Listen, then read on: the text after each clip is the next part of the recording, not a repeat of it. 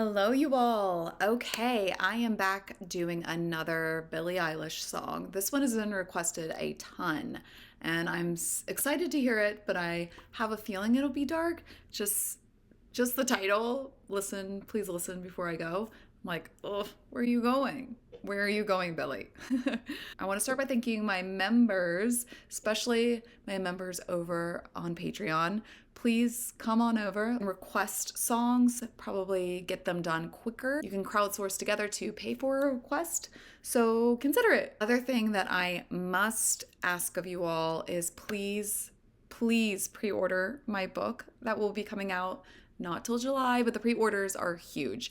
It is called The Plan B Chronicles: Divorce, Defiance, Liberation. And please know that just because divorce is in the subtitle, it's not only about that. It's about my life. It's over the past 3 years because I did the epilogue just back in December of 2024. So it's literally like everything that has happened. If you've ever been curious about it, but it's not a plan B, like my new life, Moving on to plan B from plan A. it's emergency contraception plan B is what I'm referencing. And that refers to the receipt that I found in the passenger seat of my husband's car, my ex-husband's car. And if you didn't know, I do not have fallopian tubes. So if you do the math, that was a pill not for me. It wasn't, you didn't get it for me. Uh, so it goes into betrayal and sacrifice, your life blowing up, rising from the ashes after it blows up. How do you even do that? When you consider, having a child with special needs, you consider running a business and being heartbroken at the same time, and also doing YouTube videos. I think that when you look back at some of my older videos, you'll understand more why I was so quick to cry. I am all for crying. I'm not ashamed of it by any means. A lot of the music just aligned with what was going on in my life, so I talk about that too in the book to some degree. I'll also talk about dating. Anyways, enough about that, but please consider it. The links are below in the description, but you can get it at Barnes & Noble, Amazon, Books A Million, Bookshop. So please consider that. Okay, let's do this one. Listen before I go. Okay. Take me to the rooftop. I wanna see the world when I stop breathing. Whoa. You guys. This is already about ending, unaliving. I have to be careful. Not on Patreon, I don't have to be careful, but on YouTube, I have to be careful about the things that I say so that this doesn't get taken down. Sorry, my hair is crazy. Take me to the rooftop. I want to see the world when I stop breathing. So she's gonna. You all. I had to. What was the song that Lana depicted this basically? Summertime Sadness, and that was shocking to me, and I get a little upset about it. I do think it's important to talk about these things and to talk about these thoughts, because when people say that they've never had these thoughts, I'm like, you're lying, because I think everybody kind of questions their own existence and questions, when you go through really hard things, like, can I keep going?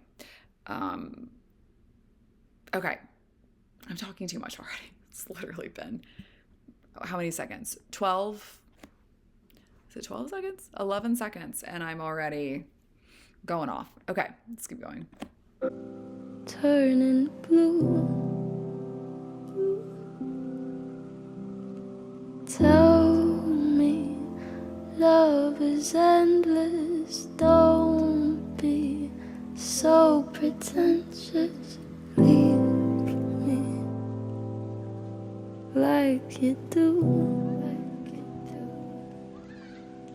If you need me. I'm very distracted by the kid sounds. It sounds like a playground, like kids running around. Okay. Wanna see me, but better hurry, 'cause I'm leaving soon. Sorry can't save me now.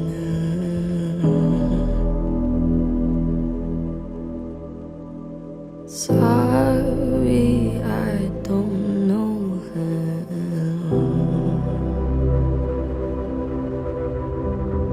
Sorry, there's no way out. Sorry, but down.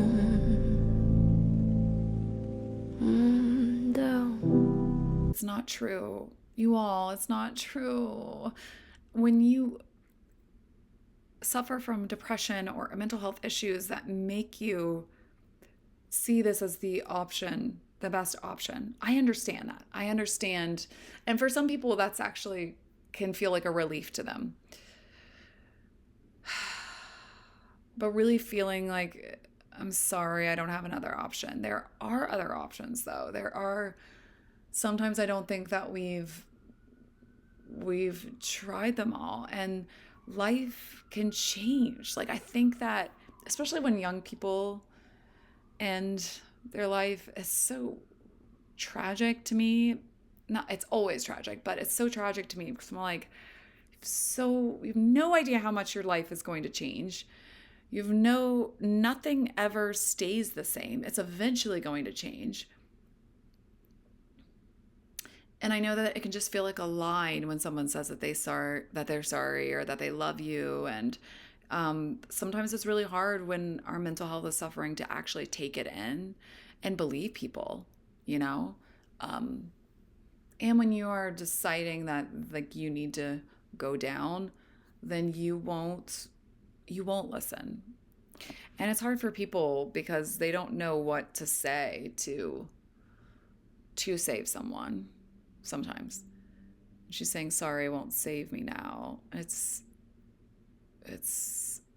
really, really painful. I almost like don't want to feel it right now, but I feel it welling up a little bit in my throat.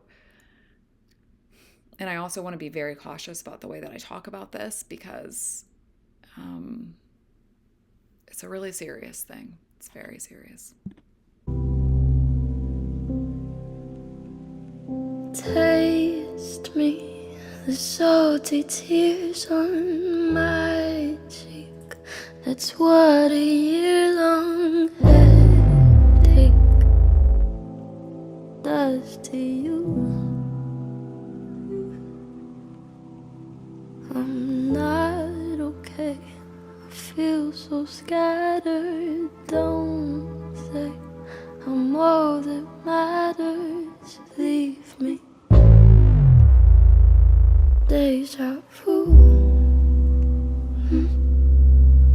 If you need me, wanna see me, you better hurry. I'm leaving soon. Sorry can't save me now. Sorry. Sorry, I don't know how. Sorry. Sorry, there's no way out. Sorry, but down, down. Call my friends and tell them that I love them, and I'll miss them, but I'm not sorry. Call my friends and tell them that I love them, and I'll miss them. Sorry.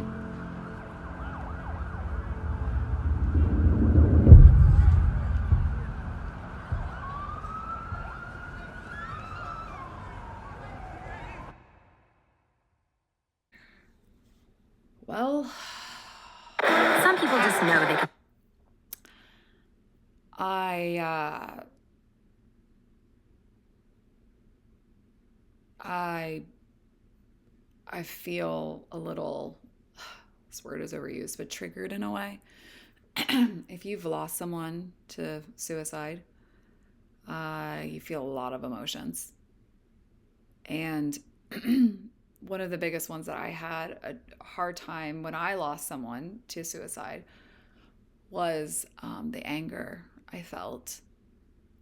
I felt like that was inappropriate to have, to be mad at them, but I learned through therapy that that's not. But that's what I feel right now. I mean, hearing those kids on the playground playing and having fun, and then this person jumped and ended their life. And I mean, I've had clients come to me because they were dealing with PTSD from witnessing a suicide, someone that they didn't know. And the effects of it, the ripple effects, to think that your life is not important and that no one would miss you, it's just not true. It's just not true. You have no idea the people that you're affecting and the ripple effects of it all.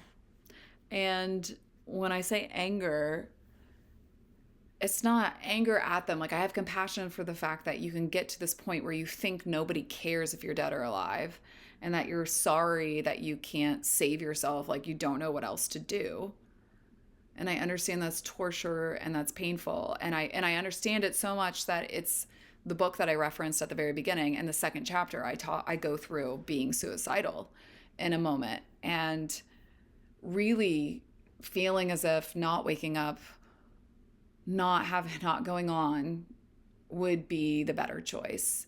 I also thought about, like, I had this strong desire to just go to sleep, and I wanted to just like sleep through all the emotions, like for a couple years, until my life was one that I could manage. So I'm not disregarding this, that I understand what she's saying. And I think that that is actually important to describe, to let other people know that you have those same thoughts. It's important to talk about, because the number one thing that most people who do choose to in their life, they don't tell. And the person that I'm impacted by with that didn't tell either. They were asked point blank and they said no. And the stats show that when someone is actively suicidal, you can ask them, like, are you suicidal? And they will say, 90% of the time they will say no. And when some people think this in their mind, it's hard to get them out of it. And I think that that's what she's referencing when it's like it's too late to say sorry and all of these kind of things. And it's just such a complex thing. But when I say it's good for us to be talking about, it's good to talk about it so that you do not feel alone in it. And I think the more that you're honest about these thoughts, the more that people around you can help you. And I'm not saying it's always family and friends. Sometimes you have to go and get someone, a therapist, or do it through the 988. That's the line that you can text a counselor 24/7 and get that support. Sometimes what gets you through are people that you didn't expect to get you through. Strangers, spirituality. I definitely think that there are things that I can't explain that have happened that helped me keep going. And some people might think that that's delusional, with leaning into spirituality. But sometimes the things that you can't see are the things that you can really lean on, if that makes sense. So anyone that is struggling with this, please, I'll have resources listed below, but please reach out. Please talk to someone about it. And if you have been someone who's been affected by someone who has chosen to do this, please take care of yourself. You need support just as much because it's really hard to get through. You are just left in like the shadow of their harm, and you can be tortured by like, if I did this or if I did that. But honestly, if somebody's suicidal and they're not talking about it and they've made the decision in their head, I mean, you're not mind readers. Like, we can't save everybody. We can't we can't save them if we don't know. Like, we have to talk about it. And that's why this song is actually really important, because Billy's actually talking about it. So I give her major props, because like there's a lot of people who just won't go there and won't be honest. And I love honesty. Okay. All right. Let me know what you think.